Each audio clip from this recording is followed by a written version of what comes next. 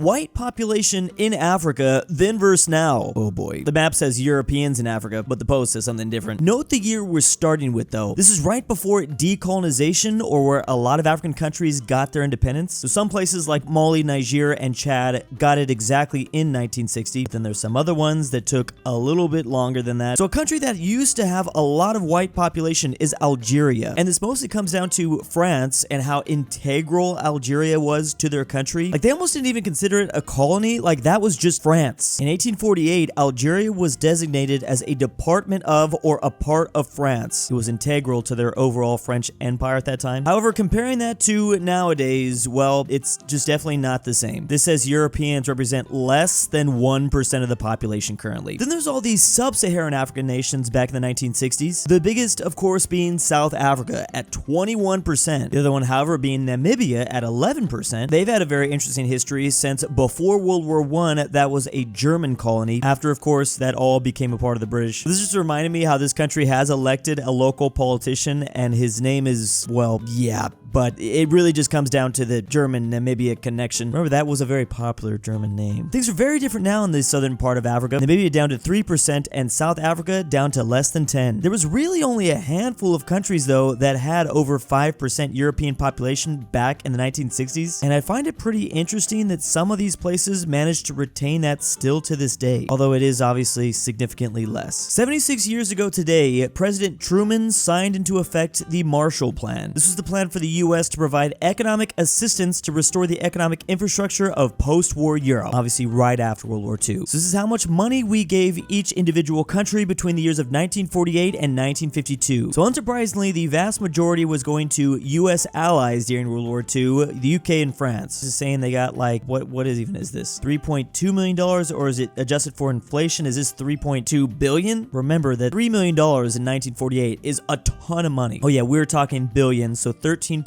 billion back then, which equals 150 billion in today's dollars. Now, Spain didn't get any money because they weren't a part of World War II. They stayed independent. But Portugal did, and Portugal wasn't a part of World War II. Then again, so did Switzerland. They got a little bit of aid, and we all know they only know how to be neutral. Interesting that the lowland countries didn't get that much, but of course they were part of the Allies. And probably most controversially at the time, West Germany got a bunch of money. At the time, it was probably controversial, but looking back at it now, that was a genius idea. Remember, the moment World War II ended, the Cold War was pretty much starting up. And they also didn't know it was going to be a Cold War. It very much could have been just World War III in their heads. Even Austria got a little bit of aid, even though they got Auschwitz by Germany. So yeah, obviously none of the Eastern Bloc was getting economic aid. That wouldn't make any sense. Not Yugoslavia either. But Greece and Turkey, they did. They would also eventually join NATO pretty soon. Sweden, who was neutral, got money. I find that pretty interesting as well. No Finland, though. Finland, come on. I mean, they were kind of helping the Axis, then they eventually helped the Allies, but I would have thought they would have gotten a little bit of something just because they border the USSR. Maybe that would have been seen as a threat, though. Kind of feels like Spain just didn't get any aid because, no one was worried that they were going to fall into Soviet control. The closer you were to the Eastern Bloc, the more likely you were going to get a little bit of money. Also, don't forget, Japan got a little bit of that money as well, just on a separate plan, not the Marshall Plan. So did South Korea as well. Foreign military presence in Africa. This is the most recent version. There's a big new player in the game, this Wagner Group, which is like a Russian mercenary organization. So there's been this underlying war that's been going on here in Africa as France has tried to hold on to their former French African colonies, but they're being replaced very slowly by the Wagner Group here. And sometimes just Russia as a whole here. There's definitely a battle going on in this continent all underneath the surface. Also, there's the nation of Djibouti, which has 6 different military presence. And this really has to do with just like the location of the Red Sea. There's a lot of shipping traffic. Interesting that Canada's in Senegal. Also noticing a whole lot of British presence in this continent. They're in Kenya, but that's about it. It's just kind of interesting considering they're the 6th biggest military spender in the world. I think they just probably don't want to bring up any old wounds that might still be there from the British Empire. The blue countries, by the way, are planned bases in the near future. Russia trying to build in Sudan and Egypt. This continent is obviously a hot spot that we probably should keep an eye on in the near future. Overview of immigration in 5 different countries. Starting off with the big one, the US, with over 50 million immigrants, which equals about 15% of our total population. I actually did not realize it was that high of a percentage. The top region those immigrants are coming from are mostly Latin American and Caribbean nations, but also Asia and Europe and the UK. So what is all this gray? Africa, probably not much from Oceania. Australia doesn't even have that that many people in general. In the actual top 7 breakdown, the vast majority coming from Mexico. So 21% of the 50 million, you're talking like about 10 of those million are just from Mexico. Then India and China at 5% and 4%, the 2 most populated countries on Earth. It's interesting though, because I mean, those countries are on the other side of the globe. Then there's the nation of Puerto Rico, a very small island, but it's very close to the US. I didn't realize Puerto Ricans are considered immigrants since Puerto Rico is technically a US territory. How does that make sense? Philippines in 4th place, then El Salvador, just El Salvador at 3%. That's crazy. That's also a very small country. Vietnam, 3. Next up, we have the nation of Canada with 8 million immigrants, but compared to their population, they have more percentage-wise than us. This is because Canada only has about 40 million people living in it. Most of their immigrants are coming from Asia at 50% nearly. They're getting significantly less Latin American and Caribbean immigrants, which makes sense. They are significantly further away from Latin America. They're mostly Indian and Chinese at 9%, but also the Philippines and the UK at 7%. Wow, we never get any British people here from the US. 3% of Canadian immigrants are from the US. Then also Italy and Hong Kong. Wow, I would have never guessed that. Here we go, Australia at 7.7 million immigrants. Now they're gonna have some interesting ones just because of their location on the map. I'm guessing a lot of people from Indonesia and the Philippines, and of course India and China are right up there. So by percentage, they're beating out both the USA and Canada at 30%. And part of this reason is just because Australia has even less population than Canada at 25 million basically, mostly from Asia, but 10% coming out of just Oceania. That's impressive. Because like I said, there's not a lot of people that live in Oceania comparatively. Wow. Okay, so the British love Australia, and it's not even close. 17%? This is why sometimes I really cannot identify the difference between British and Australian accents. I did not know that number would be so high. Then it's China. Then surprisingly, it's a lot of people from New Zealand. I didn't think anyone would want to leave New Zealand. Who wants to leave the Shire? Then the Philippines, Vietnam, and Italy. Italy is an interesting one at 3%. Wouldn't have expected that. Again, the UK at 10 million. Relatively speaking, it's not that much compared to their overall population. They're mostly coming from Poland, India, then Pakistan, Romania, Ireland, Germany, and Italy. Finally, there's Germany, 15 million, which they're technically beating out everyone here except for the US. They're mostly getting those immigrants from Poland, Turkey, Russia at 8%, Kazakhstan, Syria, Italy, and Romania. I really enjoyed this data, like to actually see the breakdowns of it all. Obviously, geography has a lot to do with this. Then there's some historical reasons here too. US forces will have access to 9 bases all in the Philippines. And a lot of this probably all has to do with that South China Sea. So there's 5 air bases and naval bases they have just here in the north. Note their proximity to Taiwan. Oh man, this is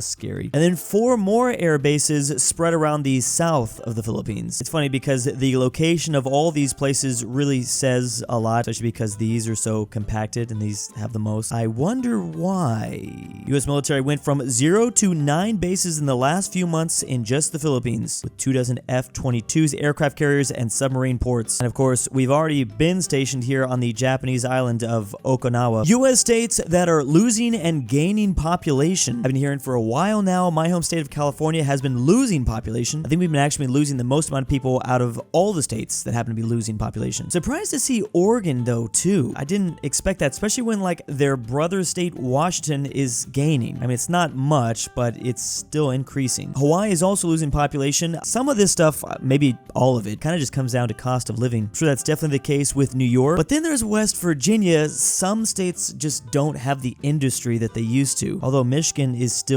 gaining. Illinois, however, is not, or Pennsylvania. And then there's kind of a random outlier here, Louisiana. Like you can see the coastal states have been losing population. That's been kind of a thing for a minute now. But Louisiana, that's kind of an odd one. Could be some economic trouble there. Same goes for maybe why Mississippi's not growing as fast as pretty much everyone else around them. The big new states, which have jumped 1.6 to 1.7%. Obviously, that's Texas. No one should be surprised about that. It seems like everyone's moving to Texas. Florida, and then finally South Carolina. If I had to guess, I thought it was Georgia that would be up here, not South Carolina. I figured Nevada would be growing a little bit faster just with everyone leaving California. I thought they were all moving to Vegas. Trends do seem to point more people will be moving here and then the deep south overall. Popularity of different TV shows in the US. Unsurprisingly, the show that's set in Colorado is most popular in Colorado. The deep south really doesn't like South Park. Keeping Up with the Kardashians seems to be mostly a southwestern sort of thing. The East Coast could care less. And is it just the West Coast that's keeping the Simpsons alive? The deep south South does not care at all. It looks like it's just California. Like, is that how it's been going on for like 30 years now? I have not watched a Simpsons episode in maybe 20 years. Unsurprisingly, the show based in New York is very popular in the East Coast. Saturday Night Live, that is not shocking at all. Game of Thrones seemed to be pretty popular everywhere. This is where things get crazy though. Love and Hip Hop. It is just the Deep South. Louisiana, Mississippi, Alabama, Georgia, South Carolina. That is insane. It's like all of the North.